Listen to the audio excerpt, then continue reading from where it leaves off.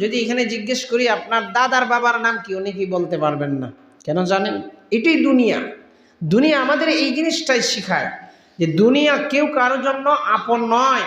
দুনিয়া কেউ কারোর জন্য আপন নয়, কিন্তু তিনি এমন এক মহামানব, যেই মহামানব চলে গেছেন আজকে 1400 বছর হয়ে গেছে।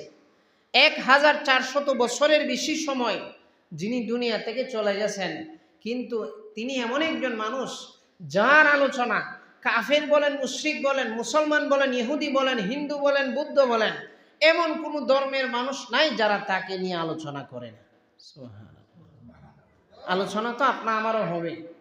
আমি মারা যাব 3 দিনের মাথায় হয়তো আপনারা কোনো একদিন বলবেন যে আমাদের এখানে একজন হুজুর ছিল, নামাজ পড়াইতো। হয়তো ভালো কোনো গুণ যদি আমার থেকে থাকে ওইটা আলোচনা করবেন, অথবা যদি খারাপ কোনো গুণ থেকে থাকে এটাই আলোচনা করবেন। কিন্তু দিন শেষে 1 সপ্তাহ পরে, 1 মাস পরে আমাকে ভুলে যাইবেন, আমি আপনাকে ভুলে যাব, এটাই দুনিয়ার নিয়ম। কিন্তু তিনি এমন এক মহামানব যিনি চলে গেছেন আজকে 1450 বছর হয়ে যাচ্ছে। অন্তত পক্ষে কমও যদি ধরি 1400 বছর।